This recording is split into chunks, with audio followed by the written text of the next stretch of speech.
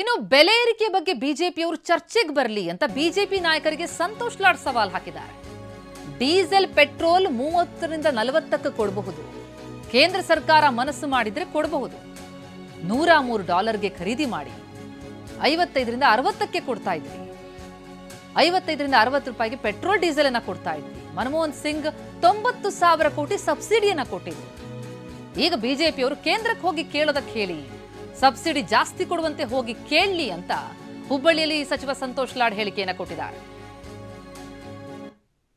ಇವತ್ತೇನು ಬಿಜೆಪಿಯವರು ಈ ದರ ಏರಿಕೆ ಬಗ್ಗೆ ಮಾತನಾಡ್ತಿದ್ದಾರೆ, ಸ್ವಲ್ಪ ಏನನ್ನ ಅವ್ರು ಇದ್ರ ಬಗ್ಗೆ ಚರ್ಚೆಗೆ ಬಂದರೆ ಮಾತಾಡೋಣ.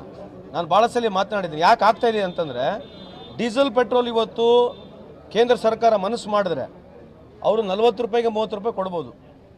ಇವತ್ತು ಕೇಂದ್ರ ಸರ್ಕಾರ ಮನಸ್ಸು ಮಾಡಿದ್ರೆ ಡೀಸೆಲ್ ಪೆಟ್ರೋಲು 40 ರೂಪಾಯಿಗೆ 30 ರೂಪಾಯಿಗೆ ಕೊಡ್ತಕ್ಕಂಥ ಸಾಧ್ಯತೆ ಇದೆ. ಯಾಕೆ ಹೇಳ್ತಾ ಇದ್ದೀನಿ ನಿಮ್ಮ ಮಾತು ಅಂತಂದರೆ, ನಮ್ಮ ಸರ್ಕಾರದ ಅವಧಿಯಲ್ಲಿ ಮನಮೋಹನ್ ಸಿಂಗ್ರವರು $103ಗೆ ಒಂದು ಬ್ಯಾರಲ್ ಖರೀದಿ ಮಾಡ್ತಾಯಿದ್ರು. ಅವರು 90,000 ಕೋಟಿ ಸಬ್ಸಿಡಿ ಕೊಡ್ತಾಯಿದ್ರು. 2004ರಿಂದ 2014ವರೆಗೆ ಇದು ಭಾಳ ಪ್ರಮುಖವಾದಂಥ ವಿಷಯ ಇದೆ.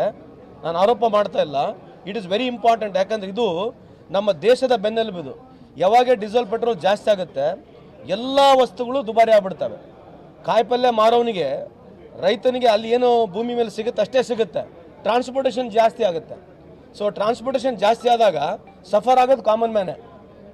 ಸೊ ಯಾಕೆ ಹೇಳ್ತಾ ಇದ್ದೀನಿ, ನೀನು ಎಕ್ಸ್ಪ್ಲೇನ್ ಮಾಡಿ ಹೇಳ್ತಾ ಇದ್ದೀನಿ ಅಂತಂದರೆ, 2004ರಿಂದ 2014ನೇ ಇಸ್ವಿವರೆಗೆ ನಾವು $103 ಖರೀದಿ ಮಾಡಿ ನಾವು 65 ರೂಪಾಯಿಂದ 60 ರೂಪಾಯಿಗೆ ಡೀಸೆಲ್ ಪೆಟ್ರೋಲ್ ಕೊಡ್ತಾ ಇದ್ವಿ. 55ರಿಂದ 60 ರೂಪಾಯಿ ಡೀಸೆಲ್ ಪೆಟ್ರೋಲ್ ಕೊಡ್ತಾ ಇದ್ವಿ. ಕಾರಣ ಏನಂತಂದರೆ, ಇವತ್ತೇನು ಮನಮೋಹನ್ ಸಿಂಗ್ರ ನಾವು ನೆನೆಸ್ತಾ ಇದ್ದೀವಲ್ಲ, ಆ ಪುಣ್ಯಾತ್ಮ 90,000 ಕೋಟಿ ಸಬ್ಸಿಡಿ ಕೊಟ್ಟ. ಇವತ್ತು ಇವ್ರ ಆವ್ರೇಜ್ ಬೈಯಿಂಗ್ ಪ್ರೈಸ್ $65ಇದೆ. ಬಿಜೆಪಿ ಮುಖಂಡರುಗಳೇ, ಕಳೆದ 10 ವರ್ಷದಿಂದ ನಿಮ್ಮದು average buying price international crude oil price is at only $65.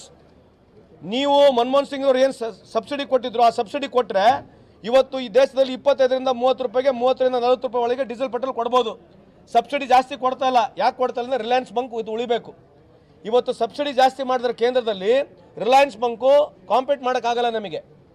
If you increases subsidy, if Modiji increases subsidy to what level mister Manmohan Singh is to give, ಆ ಸಬ್ಸಿಡಿ ಕೊಟ್ಟರೆ ಇವತ್ತು ಇರ್ತಕ್ಕಂಥ ಭಾರತ ದೇಶದಲ್ಲಿ ಇರ್ತಕ್ಕಂಥ ರಿಲಯನ್ಸ್ ಬಂಕ್ಗಳೆಲ್ಲ ಮುಚ್ಚೋಗ್ತವೆ.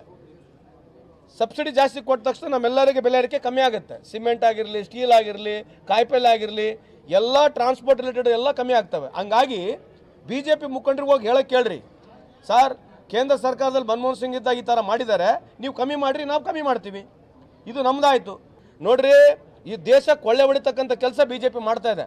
ಕೇಂದ್ರ ಸರ್ಕಾರದ ದುಬಾರಿ ಏನು ಆಗಿರ್ತಕ್ಕಂಥ ಈ ರಾಜ್ಯಗಳು ಸಫರ್ ಆಗ್ತಕ್ಕಂಥದ್ದು ಬಿಕಾಸ್ ಆಫ್ ಸೆಂಟ್ರಲ್ ಗೌರ್ಮೆಂಟ್ ಪಾಲಿಸಿನೇ.